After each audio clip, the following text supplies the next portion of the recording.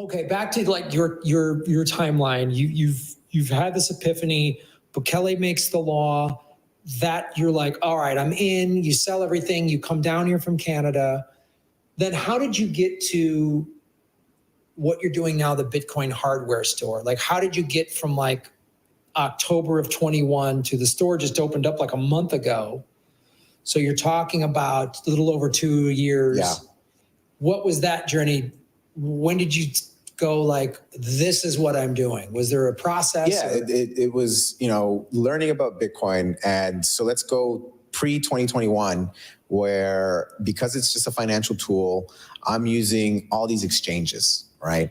And I'm trading Bitcoin or I'm buying it, but I'm not self-custodying it because, again, I'm learning about the properties of Bitcoin, the privacy aspect, the final settlement aspect of it. But the self-custody aspect didn't really come to me until, I'd say, 2021, 2022, when I have these other Bitcoiners around me and they're nailing down that importance. Like, hey, man, this is super important. And my first Bitcoin being a perfect example of it, where their whole 10-week diploma program is Bitcoin. But at the end, when you do that exam, it's all about self-custody, right? Because when you have that Bitcoin, when you self-custody it, you are free to do with it what you wish. And it's yours. No one can stop you. It's a P2P, value system. So I can give it to anybody. I can trade it for whatever I want, and no one can stop you. And so that, to me, was the moment where I was like, okay, I haven't self-custodied anything. So let me figure this out. Let me ask the people around me who are here to help. And there's so many resources here in El Salvador, so many people that are willing to help with that. And it's great, but everyone's willing to help in little pieces, because that's the thing about Bitcoin is there's so many people that come from so many different aspects of life. You could be a Bitcoiner, you're a surfer, you're in entertainment, right? You can be a Bitcoiner and you're into agriculture. Mm-hmm. You can be a Bitcoiner and you're into health and fitness. So there's all these Bitcoiners who have taken their own journey, but their main focus is not to educate people on self-custody. They just preach the gospel, right? So I'm going down my little rabbit hole, and I like to say I'm a PhD at YouTube University, where I just self-teach myself.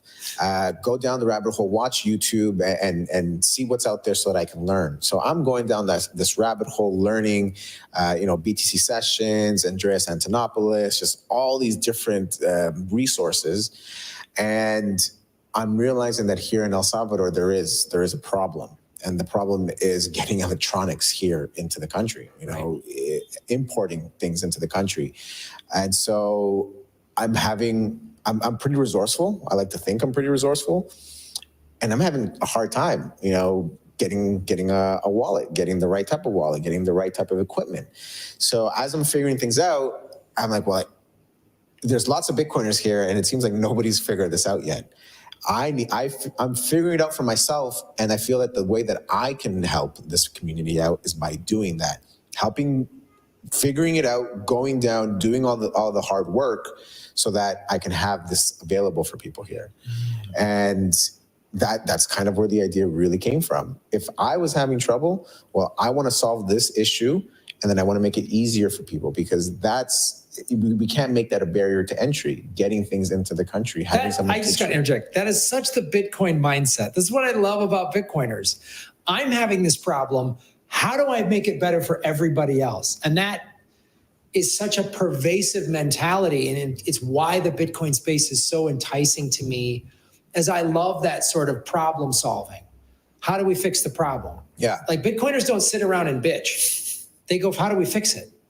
They don't sit around and bitch about it. They get it done. And that's such a cool thing. But I wanted to, it was the people closest to me. Right. I saw everybody working, everybody doing the hard work in their field, and orange pilling people in their field. And so and again, a lot of these expats coming from different places. So if you're in Canada, you can pick up a wallet, no problem. Logistics there are quite easy. Same thing as in the United States. But here in El Salvador, where Bitcoin is legal tender, I was having some issues. And so I was like, this doesn't sit right with me, because if I'm having this problem, then other people might be as well. And especially with the Spanish speakers. So the idea was, let me solve this problem, and let me whoever is looking for help, I need to have a place where people can come, ask questions, feel comfortable, no dumb questions, right? You come in here, and we're going to help you out as much as we can. I'm going to help you out. That's a critical thing too. And for the people watching the show who are very knowledgeable about Bitcoin, I think we all have to remember when we were like, wait, what? And that's the key, is like, no dumb questions.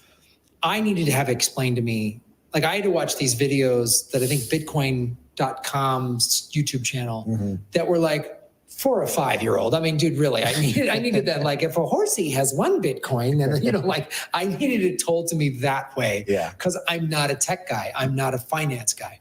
And so that's great that your store, when people come in, no dumb questions. Like, you might even want to put a sign up there that says, there's no dumb questions, ask away. So, because I think some people, and again, you see it like at a conference like Adopting Bitcoin, where you can tell if somebody brought their friend and they're just kind of like, I don't want to say anything stupid. Like, I don't want to get made fun of. It's like, no, you're safe here, man. You're totally safe here, because we all were in that boat. I still make the mistake sometimes where I'm just talking and I'll be like, yeah, your seed phrase. I mean, your passphrase. Oh, I mean, your BIP 39. I'm like, oh, hold on. Let me pause for a second here.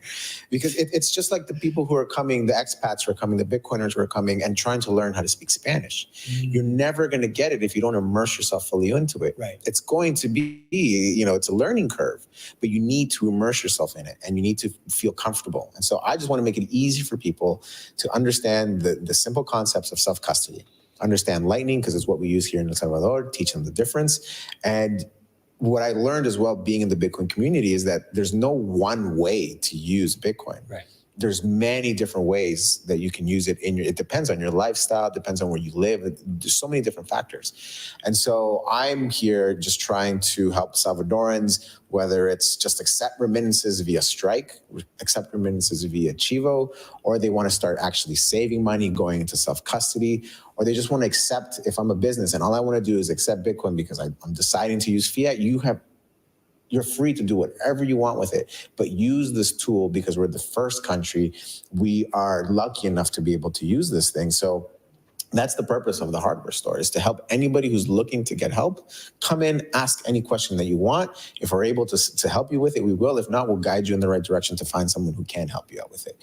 Because that's the thing. The Bitcoiners that I asked were so excited to teach me about Bitcoin, so excited to teach me about self-custody that's contagious. So I'd be doing a disservice by not doing the store, because, I'll Adopting Bitcoin 2022 was the one. That was my first Bitcoin conference that I'd ever been to. And I just remember everyone being so receptive. We were in a down market that year. Like, it was bad. But I remember everyone being so receptive, everyone being so exciting.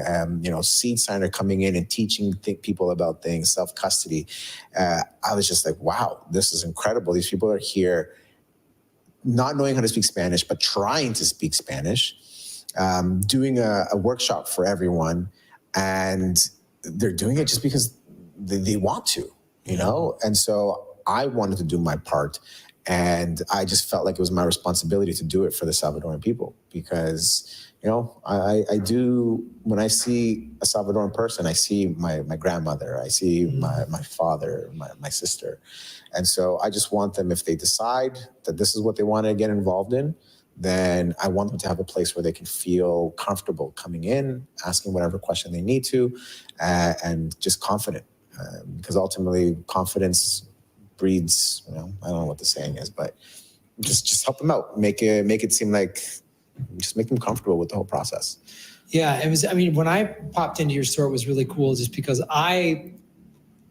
just to give everybody a sense of the journey. So I've been like in the space for like 5 years, but 4 years pretty solidly, learning about it, understanding it, learning the difference between Bitcoin and crypto. But just to show you how, so the audience gets like how complex it is. It was last year where I learned that I thought your Bitcoin like physically lived on your cold wallet, like a file on a thumb drive. And I was at a Bitcoin meetup in LA and they're like, no, those are just keys. That's why the seed phrase is way more important than the actual wallet itself. And I was like, oh man. So like when I came into your store 2 weeks ago and with that sort of relatively new information, and I was like, so we're talking about multi-sig, which is multi-signature for the audience. And that's a little more complex, especially I think that seems like it's more for if you have big amounts of Bitcoin, if you just have 10% or 20% of a Bitcoin, but if you have 5, 10, 100, whatever. And you were explaining to me which of the different wallets were good for what I was trying to do. And then the other thing that's cool, and again, if you're in Elzonte, go into his store, you have a way to go to recover Bitcoin, to go through that process on each one of these wallets to see which one is like, because again, like you said, some of it just comes down to a personal taste preference or what your personal financial situation is or what you're doing with your Bitcoin. Are you moving it? Are you trading it? Do you just want to hodl it? And that was like, man, the hands-on. Because the first time I got a wallet, I was like, this is terrifying. I'm going to screw this up. You're worried you're just going to send Bitcoin out in the wind and it's going to be gone. And you're just like, there's no customer service line that's going to recover it. So that's kind of intimidating. But when and now it's not that intimidating for me, but the recovery, just walk through punching in that word, the words. And I was like, oh man, it was so cool. And it can, again, there's so many aspects of Bitcoin that can be daunting, but when you just get in there, get your feet wet, start physically putting your hands on a device and messing with it, playing around with it. So that's what's really cool about the Bitcoin hardware store. Are there plans to spread more of these stores out around the country? Or I don't want to get ahead of you. We've only been open for a month. I know. Right? I don't want to I think today is a month actually, and we're closed again. So that's interesting. But it's started off with Elzonte, me and my co-founder, Jamie Robinson. And it's funny because the reason that I felt so comfortable starting the store was because he was the person who I would ask all my questions to. I was like, hey, Jamie, I have a question. Can you clear this up for me? And yeah, of course, here we go. He's been in Bitcoin for a lot longer than I have. And so that confidence is the same confidence that I want to share with people.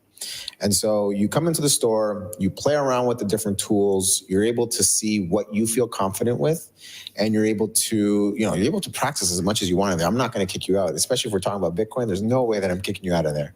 And my girlfriend might get a little mad at me for that because I don't show up at home sometimes, but I want people to come in, test out the product, because most of these products people only see online. Yeah. People they've never even touched a hardware wallet. You can't physically touch them. Correct. My wallet I got online, my Trezor, it's there. So when are you going to get to play with it unless you come into your store? And it's a big investment if you're just starting out as well. People ask me, what's the best wallet that I can get? And my answer to them has now been the one that you can afford right now, because you want to start practicing. There's nothing wrong with upgrading your wallet system as you go, like your strategy and what kind of wallets you're using. And when you came in, if you bought a certain type of wallet and then you don't feel safe with it anymore, then you have something like a multi-sig that can help you, be more secure in what you got. And you're practicing these things. So there's no wrong. I mean, there may be one wrong answer, but you don't want to limit yourself. You want to practice. You want to feel comfortable. Ultimately, the point is you want to feel comfortable with whatever it is that you buy.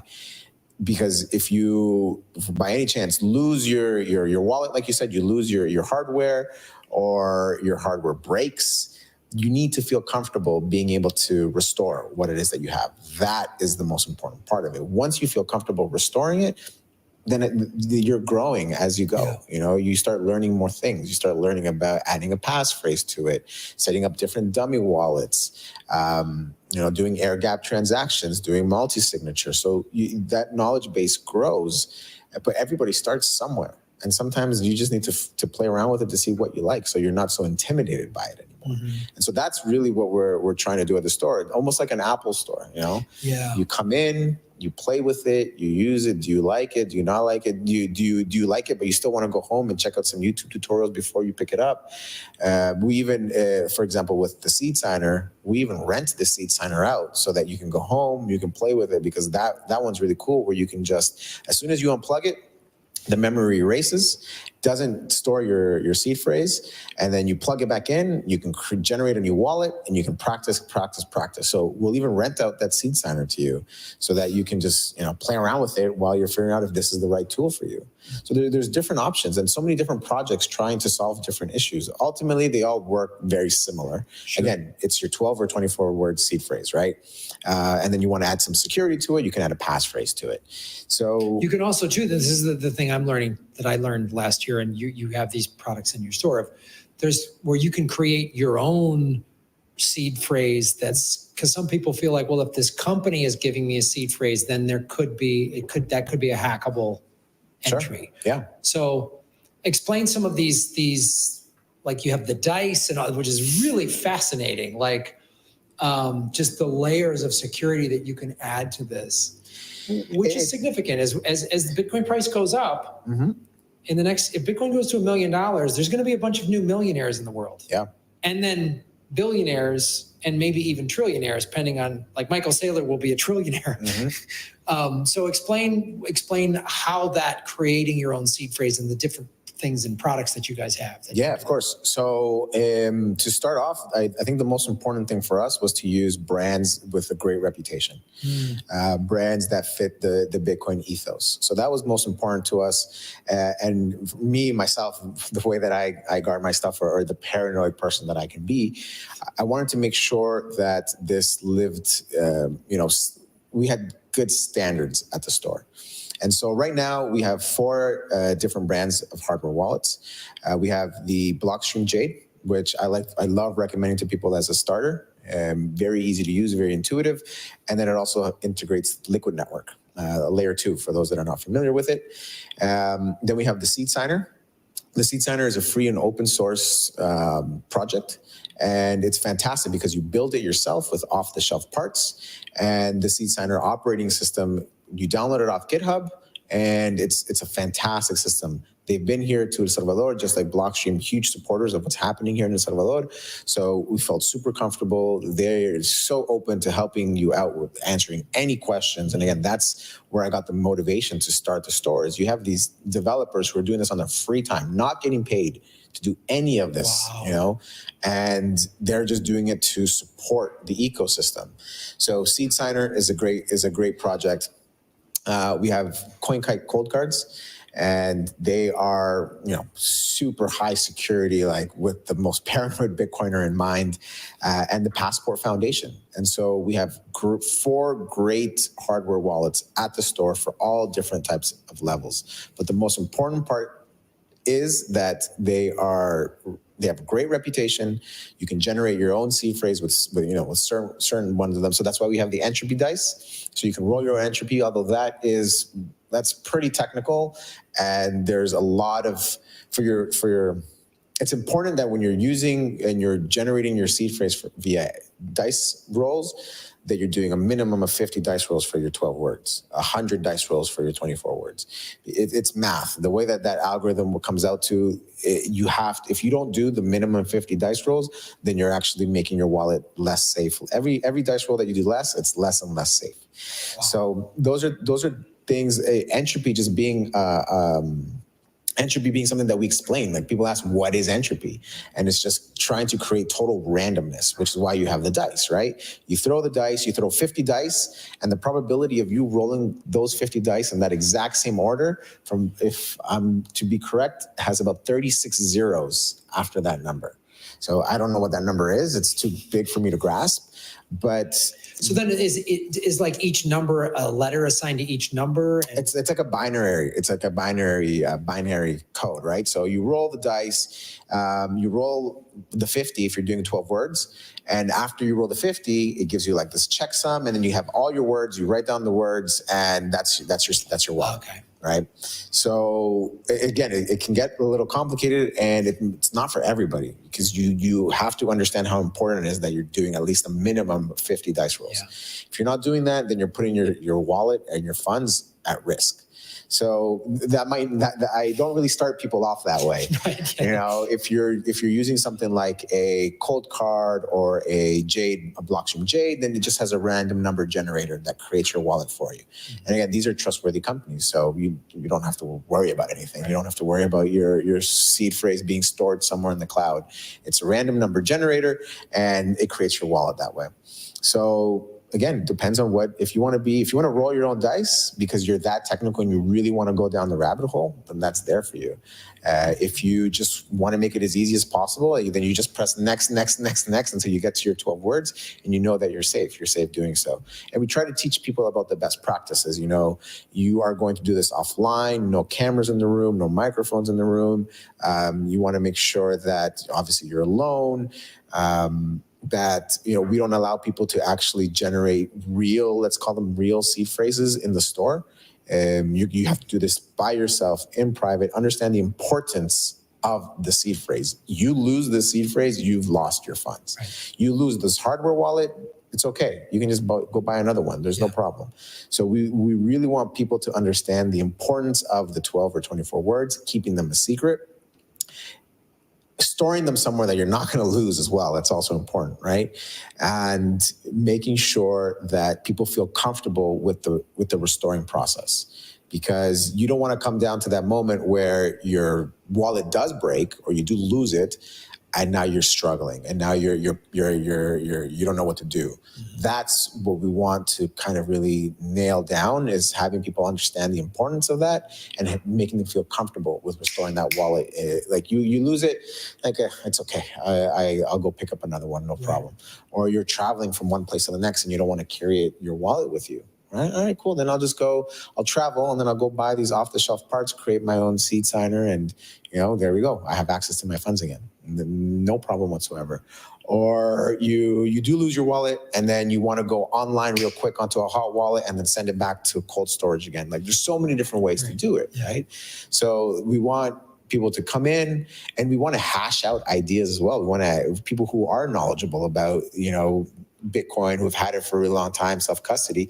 We want to continue hashing out. I love when people come into the store, have way more knowledge than I do, and then I'm the one asking the questions. I'm like, okay, well then how would you do this? Greatest. Yeah, it's absolutely. I feel so privileged being able to sit at the store and have Bitcoiners coming in, people who are new, people who have been there for a while, who have been in Bitcoin for a while, and just hashing out ideas and talking to them about how whatever project you want to do, El Salvador is the place that you're going to be able to do it. Straight up. Yeah.